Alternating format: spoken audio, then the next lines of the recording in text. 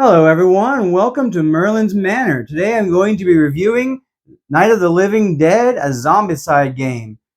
I really enjoyed the Zombicide system, but how did I enjoy Night of the Living Dead? Well, let's get in and talk about the game. First of all, I want to go over the basic gameplay. The gameplay is very similar to other Zombicide games. You are cooperatively playing 6 characters, with each person controlling their share of characters to try to accomplish various objectives while taking out the zombies to stay alive. This means in a 2-player game, you're going to have 3 characters that each person's controlling, and in a 3-player game, you're going to be controlling 2 characters each. Things get a little awkward for this reason when it comes to a 4 or 5-player game. Each person will then get 3 actions per turn, which can be any combination of moving a space, fighting, opening doors or barricades, and searching. Although you can only search once per turn, even if you have a free search action. You attack using weapons, which will give you a certain amount of dice to use, a certain number that you have to get on those dice of that number or higher to successfully hit, as well as an amount of damage it can do and the range within which it can be used. Some zombies take 2 damage to defeat, and this has to be done by a weapon that can actually do that much damage. You cannot add 2 successes together to do that. And now for each success you get, you can defeat a ghoul or zombie, if you will, in the targeted space. These are the basics of the gameplay. Each of the 10 scenarios will give you a different objective you are trying to complete, as well as rules for failure, which the earlier scenarios include that if a ghoul is in the house at the end of a player's phase, then you automatically lose. Let's go ahead and talk about ease of access to begin with here. If you have played Zombicide before, then there's little extra that you'll have to learn, and you can quickly adapt to the new rules. If you have not played Zombicide before, I'll say I don't find the Zombicide system to be overly complicated. There may be a decent amount of consulting the rulebook, even after learning it, to double check how things work. In fact, even as someone familiar with Zombicide, I did find myself going back to the rulebook a decent amount to ensure that I understood how things worked in this version. There are various special skills which will require you consulting the rulebook until you learn how they work, but there is a handy glossary for that at the back of the book. While Zombicide does have a little bit of a learning curve for how to play, anyone familiar with modern board games should not have too much of a problem learning the system, and the rulebook is overall well done with just a few edge cases that are not fully fleshed out. Let's go ahead and talk about the art and components now. The art and components are nice. There is a combination of color, black and white, and sepia to blend the black and white Romero style with the modern Zombicide color. You start with characters in Romero mode, which are in this black and white, and then you switch to these brown colors here, and it's the same with the cards. They're going to start out in black and white, and then you're going to be in full color when you switch over like that. And now miniatures are everything you'd expect from a Command game, and Zombicide in general. You have several different zombie sculpts for a bit of variety, not quite as much as other versions. They also were careful to make sculpts that look like some of the zombies from the Night of the Living Dead movie.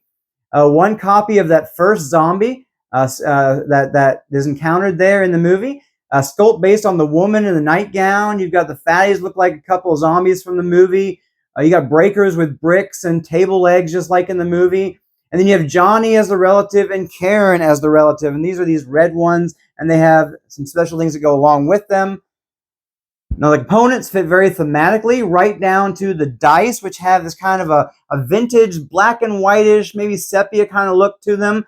They're really kind of neat the way that they kind of thematically made those dice look. Now let's talk about the theme of the game. The game fits very well thematically, from the components down to some of the gameplay elements. You have weapons that are from the movie, like table legs and torches made from those table legs. You have a claw hammer, a tire iron, a Winchester rifle. And then you're playing through various scenarios that follow the storyline for a while, from the beginning of boarding up the house to trying to get the truck to the gas pumps to fill up. Finding a relative also causes the people to go back into Romero mode, giving up some of their unlocked skills, which simulates being caught off guard by that relative. The zombies get stuck outside until a breaker comes and breaks down a barricade or a door, or a card is revealed where the zombies are finally just able to break through all those barricades in that zone.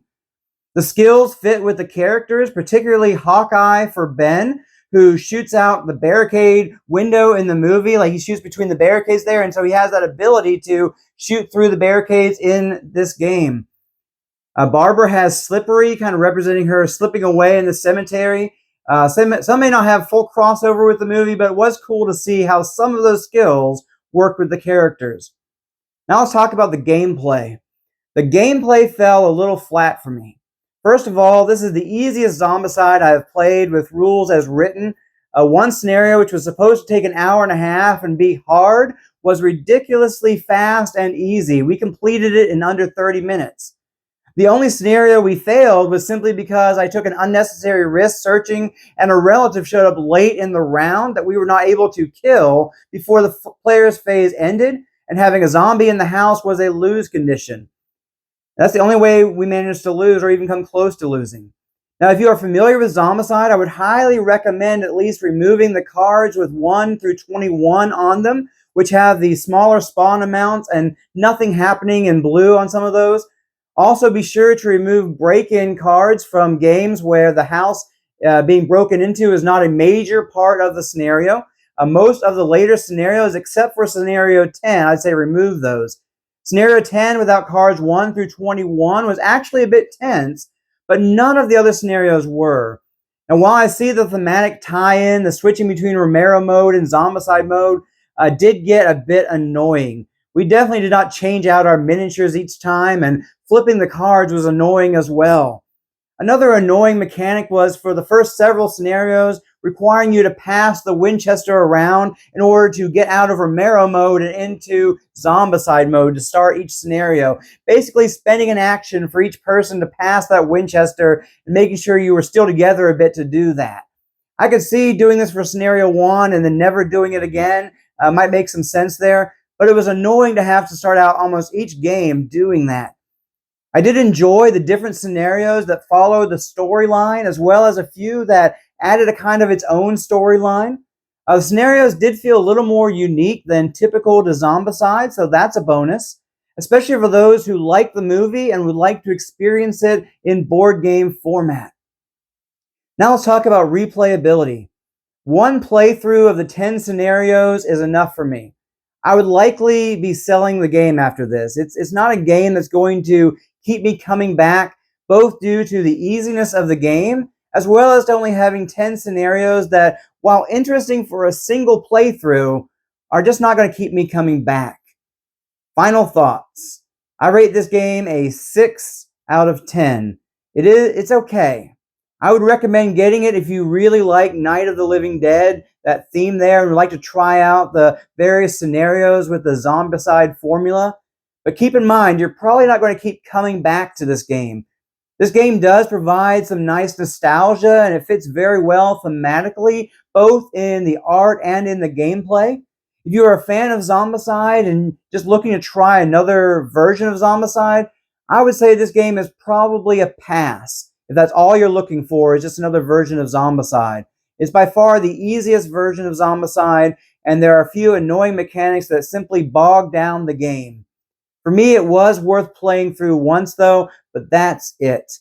So if you really like the theme, really want to try out the scenarios that go with the movie, I recommend it for that reason.